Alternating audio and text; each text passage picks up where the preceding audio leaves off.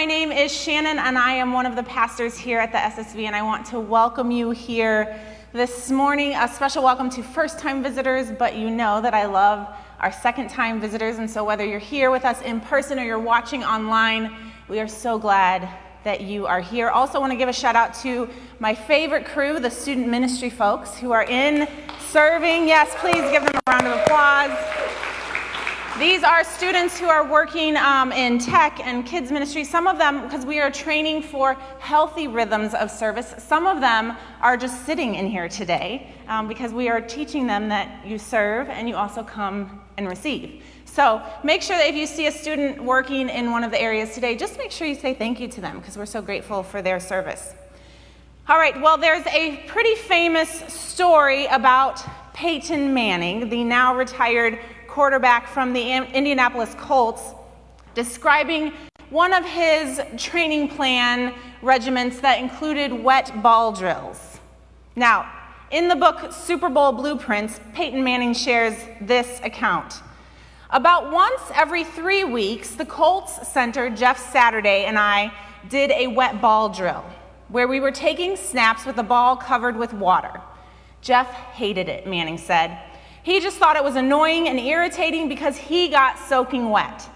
The way it worked was, as Jeff was getting ready to snap the ball to me, our equipment managers would spray the ball with a water bottle. Of course, his hands and arms and pants were also getting wet. I remember one time when Jeff said, "Why are we doing this? We're playing in the RCA Dome this week. There's no chance of it being wet."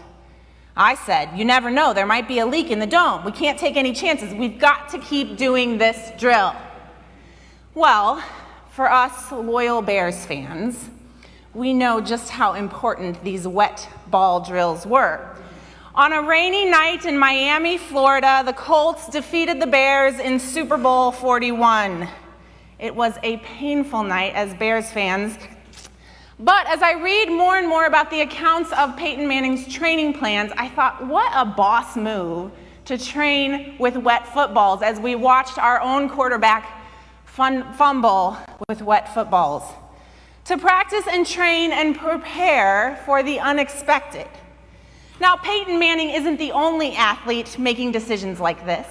Training methods for the Olympic swimmer Michael Phelps include coloring the inside of his goggles with a Sharpie marker and swimming in the dark. When swimming in a now famous 200-meter butterfly final, Michael Phelps' goggles started to fill with water. But Phelps, he went back to his training routine, memorized stroke counts, and hit the wall with not just a win, but a world record, all while swimming blind. These are motivational and powerful stories. It's stories of exceptional ways of thinking and training. I love this sort of stuff.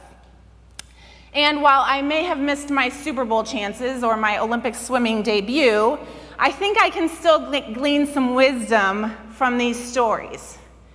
When we practice and plan for the unexpected, we increase our chances for success. We know this, right? Like, we have extra diapers in the car, and not just extra diapers, but an extra set of clothes for the babies. It's bringing an extra hair tie for those of us with long hair. But it's also the catastrophic things. It's why we do fire and active shooter drills in our schools, as tragic as that is.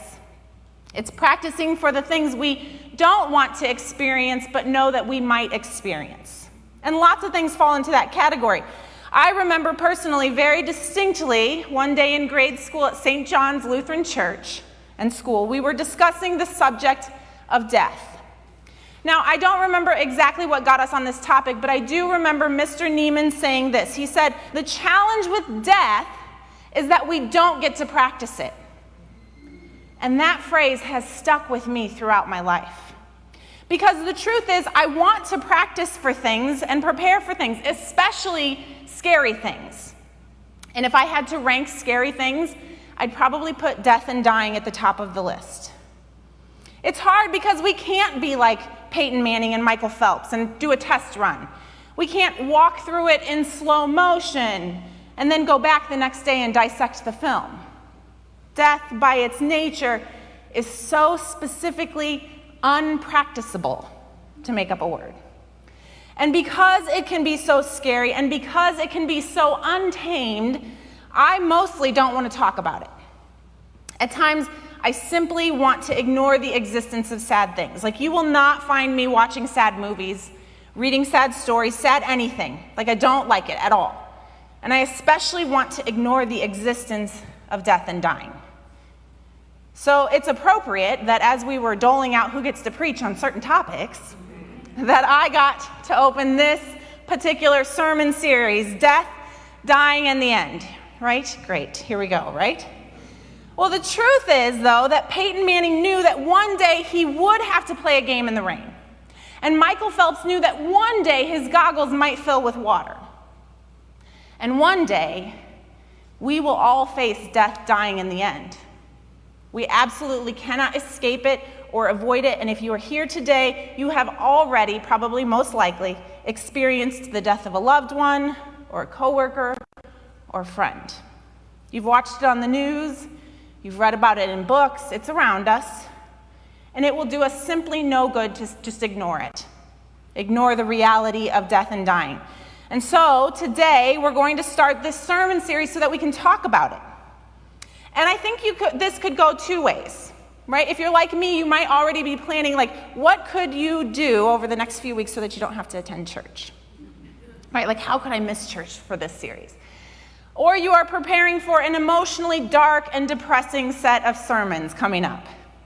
But I think there's another option. I think we can talk about this subject in a way that prepares us to think and talk about such things with candor and honesty and hope. I think we can settle into a new way of thinking about death and dying. So if we can't practice the process of dying, what can we practice? What can we lean into and think about that will help us steady ourselves in the face of death? What if we had a better understanding of what happens after we die? What or who can take the sting out of death? What if we were to find a way to grieve with hope? What if we could write the narrative of dying well? And that's where I want to start today. How do we die well? Since we cannot practice death, how in the world can we understand what it means to die well? Now, when I consider dying well, the thing I think about the most is the moment just before death. And even though in all reality I don't want to think about that moment, what I do consider is that in that moment, how do I visualize the scene? Now, not all death is the same, but if I consider the most basic moment of death, what I want to experience is peace and contentment. I may not be able to control lots of factors at that moment. I may not be able to control the grief or the pain, but I know this. I don't want to enter that moment with regrets or grudges or unhealed wounds. If I can't control all of what puts me in that moment of death, what I do have more control over is what happens up until that point. And here's what I want you to get from today's message if you get nothing else. It's this. Dying well, in many ways, happens when we first live well. Let me say it again. Dying well happens when we live well. And that is beautiful news. While we are alive, while we have been given breath in this world, we should live well so we can also die well. I may not be able to control the when or the elements of how, but I have been given the opportunity to make some deliberate decisions toward what I do with this life. And so, fortunately, the Bible is full of wisdom on how to live well. In fact, I can sort of have my whole run of the Bible here this morning to talk about this. But today I want to narrow our focus on some familiar verses found in Proverbs 3. Now, these verses, I like them for today because I feel like they have a great flow of how we can live well, and then the corresponding response of what happens when we do that. So join me in Proverbs 3 today. We're going to begin at verse 1. It says, "My child, never forget the things I have taught you. Store my commands in your heart. If you do this, you will live many years and your life will be satisfying. Never let loyalty and kindness leave you. Tie them around your neck as a reminder. Write them deep within your heart. Then you will find favor with both God and people, and you will earn a good reputation. Verse 5, trust in the Lord with all your heart. Do not depend on your own understanding. Seek his will in all you do, and he will show you which path to take. Don't be impressed with your own wisdom. Instead, fear the Lord and turn away from evil. Then you will have healing for your body and strength for your bones. Honor the Lord with your wealth and with the best part of everything you produce. Then he will fill your barns with grain, and your vats will overflow with good wine. My child, don't reject the Lord's discipline, and don't be upset when he corrects you. For the Lord corrects those he loves, just as a father corrects a child in whom he delights. Now, I could continue through the rest of Proverbs 3, but I want to stop here because I feel like there's a lot that we can use in these first 12 verses. So your homework for this week is to read the entire chapter of Proverbs 3. But as we consider a life well lived, I'd like to highlight 5 ways we can walk this out in a very practical sense.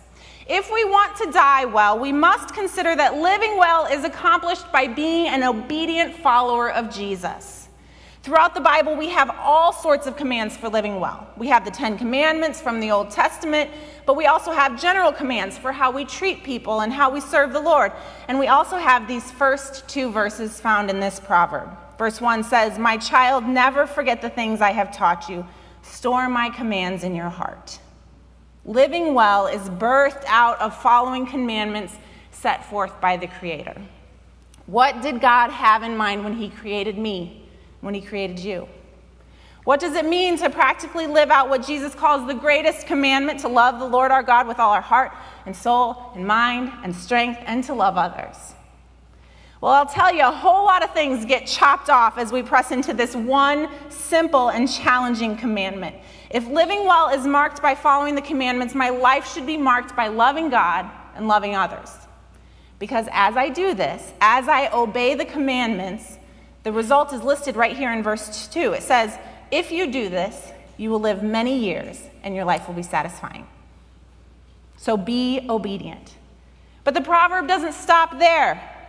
Verse 3 says, never let loyalty and kindness leave you. Tie them around your neck as a reminder. Write them deep within your heart.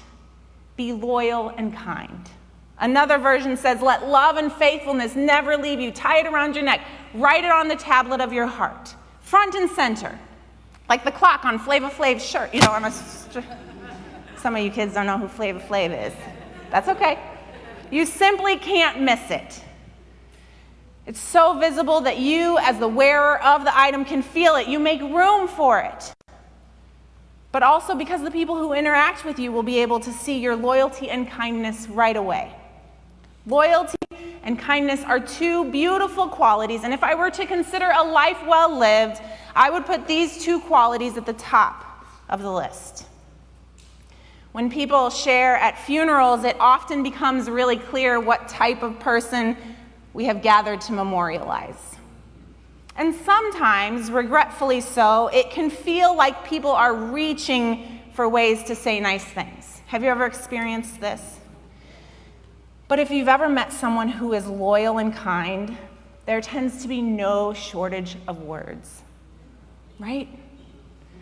A couple of years ago, I went to the funeral of a high school friend's mom.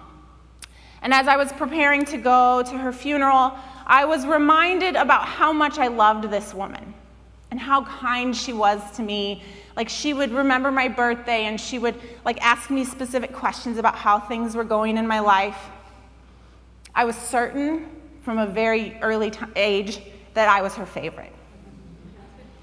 And would you believe that at her funeral, all these people got up to talk about her, and they thought that they were her favorite? Like, how they were so certain. And I thought, what? I could not believe it. She had this beautiful and kind spirit, and she made the people around her feel so special and so loved. Now, after I got over this idea that I would have to share the spot of favorite with all of these other people, I realized that she just demonstrated a life of kindness. It's a beautiful life to show up well for people, to be present with people, to get the chance to share life with people. It feels like a form of highest praise to be remembered as a loyal and kind friend. To stand with someone in the trenches, to cover someone's back, to show up, to sit on the couch with a person when they're struggling, to encourage, to be a fan of someone, to smile and say hello, to treat people well, even when they can do absolutely nothing for you, to decide ahead of time how you will honor people and their business. Loyalty and kindness anchors us in the greatest commandment, to love God and love people. When we ask the question, is this kind? We can eliminate a long list of behaviors. Loyalty and kindness ground us and our behaviors in purpose and mission. And if you find yourself drifting from loyalty and kindness, let me encourage you as a fellow drifter at times, that these qualities are formed in the dailiness of life. One decision of loyalty at a time, one decision of kindness at a time. And so take heart. If you're sitting here today or if you're watching online, do not be discouraged if loyalty and kindness might not yet be tied around your neck, if they might not yet be written deep in your heart. You have time to walk your reputation one decision at a time toward loyalty and kindness, because the resulting benefits are pretty sweet. Verse 4 says, "Then you will find favor with both God and people, and you will earn a good reputation."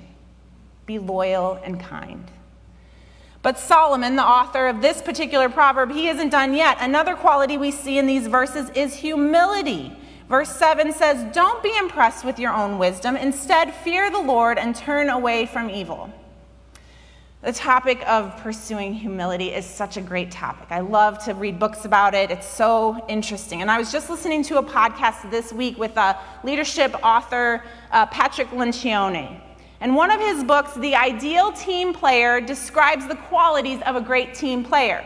Now, the central thesis of the book is this: an ideal team player possesses a potent combination of three virtues. They are humble, hungry, and smart. Now, hungry and smart are great qualities to have, and it's the trifecta of the three that results in this great combination, but I love that humility is an aspect of this. I love that humility is an aspect of living well. Remember that humility is not making less of yourself. Humility is not shrinking or being small in spaces. In Mere Christianity, the great book by C.S. Lewis, he wrote, "Humility is not thinking less of yourself, but thinking of yourself less." In case you haven't heard that quote before, let me say it again. Humility is not thinking less of yourself, but thinking of yourself less. And as we walk toward a life well lived, it's important to walk in humility with this definition in mind. Not thinking less of yourself. Listen, you are a child of the Most High King, of much worth and value. You were made with a purpose that only you can fulfill. So don't you dare think less of yourself. In humility, though, think of yourself less. And there's two directions we might have to consider as we move toward humility. Some of you are here today and you have become small and less than. Whether because you think of yourself this way or because someone has given you the idea that that's who you are. For you, your walk toward humility needs to deal with the ways you are robbing this world of your gifts and talents because you are thinking too little of yourself. A good and rich life is full of walking into rooms and meetings and classrooms and spaces and knowing that you are coming with the goods. It's working your job like a boss because you have been given talents and smarts. Fill up the whole space that you were meant to fill up in this world. Now, for others, you are here today and you need to do business with the other side of that coin. You don't think of yourself less, or you don't think less of yourself. Instead, you need to think of yourself less. You're too impressed with yourself. But we're cautioned to not do this. Verse 7 gives us an alternative. It says, "Instead, fear the Lord and turn away from evil." And the result, then you'll have healing for your body and strength for your bones. Be humble, not thinking less of yourself, but of yourself less, so you can have healing in your body and strength for your bones. And as we continue to work through the Proverbs, we come to verse 9. It says, honor the Lord with your wealth and with the best part of everything you produce. It's a call to be generous. And the benefits of generosity are so intricately tied to a life well lived. Here are 5 researched benefits of generosity. Generosity makes us healthy. One study even found that being generous actually reduced blood pressure. Generosity makes us happy. Giving of our time and money to others gives us an emotional boost. It lowers our stress. It improves our relationships. It extends our lives. But while research is good, I love research. I love good research articles. I wonder if you might just take a moment to think about people in your life who might be generous. Let's do it. I want you to think about 1 or 2 people in your life who exude generous living, who exude generosity. Generous with their time and their money, generous with their energy and their love. Just think of somebody. Okay, you got somebody? Now I want you to just take about 5 to 10 seconds and think about, how do you feel about that person? Do you just love them? Are they an example of living well? Do you imagine that at the end of their earthly life, they might be surrounded by people who have just been positively impacted by their generous living? I think about certain generous people in my life, and I just imagine that at the moment when they are dying, if the room could be as crowded as possible, because I just know people want to be there. They want to be close. Let that sink in for a moment. Research is fine, but I imagine you are connected to a real person who makes this truth really poignant. More poignant than any research study. Because a generous life exudes a beautiful life. And the proverb tells us what happens as a result of a generous life. Verse 10 says, then he, that's God, will fill your barns with grain and your vats will overflow with good wine. That's a good trade-off. My generosity is connected to the generosity of the Lord. Be generous. And the last one that I want to share today is be teachable. Verse 11 says, my child, don't reject the Lord's discipline and don't be upset when he corrects you. For the Lord corrects those he loves, just as a father corrects a child in whom he delights. I'm glad the students are in here today too, right? This one is so hard, and yet it feels really like a really important aspect of understanding how life and death works. Wrapped up in these 2 verses, connected to being teachable, are some clues about the character of God and our purpose here on earth. Being teachable is a hard skill to learn, but once you get this right, I think your life will be easier in 100 ways. So the question before you is, are you teachable? And we could consider asking someone around us, someone who knows us well, if they think we're teachable. And I would just caution you to only ask that if you really want to know. And I would also say, if you get asked that question, we as a church, we really value honesty and candor, and so be kind, but answer honestly if somebody asks you if they're teachable. But maybe let's just say you just start by asking yourself, am I teachable? And your response to the question might be an early indication of your teachability. If, for example, you always have to be right, you might not be teachable. Being teachable allows you to keep recognizing that you don't have it all figured out. Teachable people use phrases like, I didn't know that. Thank you for telling me that. I appreciate you bringing that to my attention. Being teachable helps you realize you need your community. Being teachable keeps you growing and striving to walk in your purpose. And we shouldn't be surprised by teachable moments. We are loved by our Father, and he is constantly using our experiences and the people around us, our community, to refine and shape us. Be teachable. Now, the rest of Proverbs 3 contains great wisdom for living well. But I think if we spend our time focused here, we'll be well on our way to living well. Be obedient, be loyal and kind, be humble, be generous, be teachable. To put this in a memorable acronym, I came up with OLCAJIT. Get it? Olkajit. It just rolls off my tongue. I've been practicing that all weekend. Not very memorable or easy, but I thought this could also be part 2 of your homework, is to use your Wordle skills to come up with a better variation that is more memorable. We need another vowel, but whatever. That'll be for the week. So while the best of us may hit the mark on most of these things, or some of these things, I imagine that many of us will find ourselves teetering back and forth in our ability to knock it out of the park all the time. Some days I am super generous. Other days I hide in the dining room with the lights off so that I can eat my Ben & Jerry's without having to share with my kids. I know. I'm sorry, Joe. Or even less flattering, other days I choose to not see certain things, to selfishly protect my comfort and preserve my time. Sometimes I am kind. Sometimes I am so kind. I even surprise myself sometimes how kind I can be. But I am sad to say that I have had some interactions where I have been unkind. And that's so frustrating because it's hard to take back any unkind interactions. For some people who have interacted with me, I am that mean person that they tell their friends about. That was too hard of a chuckle over there.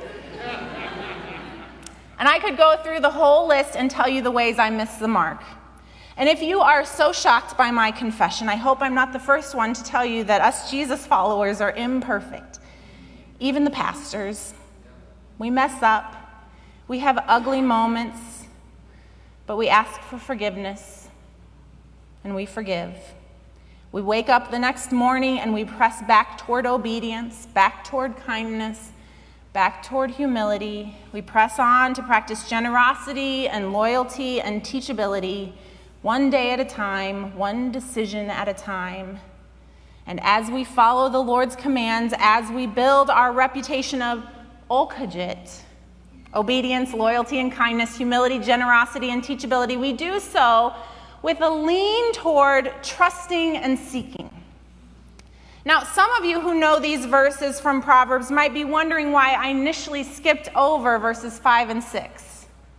Proverbs 3, 5 through 6, those might be the money verses of that proverb. And I'm placing it here at the end to put an exclamation point on this idea of dying well. King Solomon, he did not ask me to proof his proverb, but if I had, I probably would have put these 2 verses in a different spot. Because for me, I think these 2 verses are a shift. They are different from the surrounding verses. Let me just recap. Verse 5 and 6 say this: "Trust in the Lord with all your heart. Do not depend on your own understanding. Seek his will in all you do, and he will show you which path to take." Now, as I consider the other verses, I see the role that I play. I see the active nature of being something, being obedient, being loyal and kind, being humble, being generous, being teachable, all these elements that are tied to my behavior and then tied to a response from God, like an if-then statement, right? But verses 5 and 6 are different. Trust and seek. It's still up to me to trust and seek, but it feels like a different kind of action. Trusting the Lord and seeking his will indicates a continual letting go. There is active trusting and seeking, but there is active release of my life to a God who loves me and has a plan for my life. The shift is a focus on what God has to be in my life in order for this to work. I'm going to release my whole life because God is worthy of my trust. It's this awareness that there are elements I cannot control. I can eat all the cancer-fighting foods, never smoke a single cigarette in my life, and still get that report one day. I can drive the speed limit and follow all the traffic rules and still get hit by a drunk driver. I can save myself for the perfect spouse. I can follow all the rules. I can raise my kids to love Jesus, and they can still make poor decisions. It's a conversation in the morning that says, I don't know what today holds, Lord. I may not understand all the things that will happen, but I trust you. As I work out the next steps of my career, I don't know why things happened the way they did, but I'm going to talk to you about my next steps, Lord. I'm not sure why I'm not married yet, Lord, but I trust you, and I'm going to keep seeking your will for my life. I'm not sure why the sickness came or why that tragedy happened. I do not understand. But I trust you. Show me what to do next. Close the doors, open the doors. I trust you when I understand and when I don't understand. Why have you placed me here in this job, Lord? Why have you placed me with this spouse, Lord? What do you have for me to do here in this community, Lord? I will wait for you to show me the steps to take, the path to walk. And I'll keep seeking you for your will for my life, because you are faithful to show me which path to take. It's a holy and powerful statement. It's no wonder these verses are on all sorts of decor and journal covers and frames. Like, so much of living well is wrapped up in our ability to walk out Proverbs 3:5-6. Trust in the Lord. Not my spouse, not my job, not this country, not my skills, not my paycheck. Trust in the Lord, the creator of the universe and the author of my life. Trust him with all of my heart, all that I am, my whole life, not just on Sunday mornings, not just when the sailing is smooth, not just when I'm around church folks. And as I do that, I lean not on my own understanding, because God knows there is so much I don't understand. So much I didn't understand, and so much I won't understand on this side of heaven. Instead, I will seek his will, and he will show me which path to take. And that, my friends, is a recipe for dying well, because you will have practiced living well. And the stakes are higher than a Super Bowl ring or a world record. Let's practice living well so we are prepared for the moment we cannot practice for. And so I'd like to invite the worship team to come on back up. We're going to keep leaning into this topic over the next few weeks. And I just want to encourage you to not miss it. Don't miss an installation of this sermon series. For today, as we think about dying well, we go back to being obedient. Be loyal and kind. Be humble. Be generous. Be teachable. Trust in the Lord and submit your plans to him. As you do so, may we all be blessed with the type of life that allows us to die well. We're going to take some time to engage in a little more musical worship. And as we do so, I feel like some of us just need to contemplate, to kind of sit with this topic a little bit. But I also do not want you to leave today, or I do not want you to close the screen today without hearing that we exist as a church because we want to introduce people to Jesus. And if you are here today or watching today and you have not yet given your life over to Jesus, we want to encourage you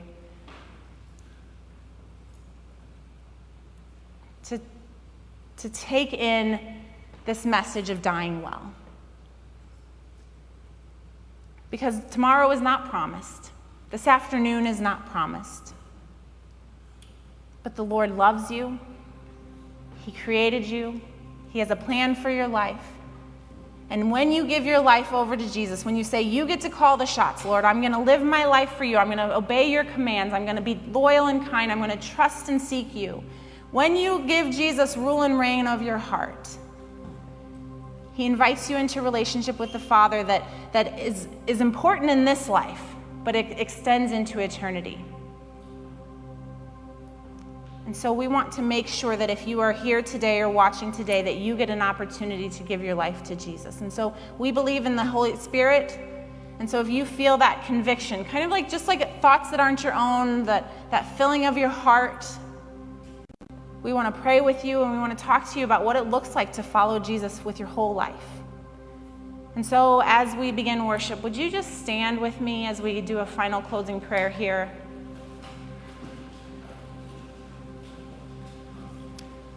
Holy Spirit, we just ask that you would fill up this space, that you would fill up this room, that you would fill up the rooms of the folks who are watching online. God, we know that this topic can feel heavy and hard, but we know that you are a God of peace and hope, that you bring healing into our broken lives and into broken situations. Lord, would you stir the hearts of the folks who have not yet given their lives over to you? Would you hear their hearts as they gently ask for you to be real to them today? Open our hearts, soften our hearts as we worship you.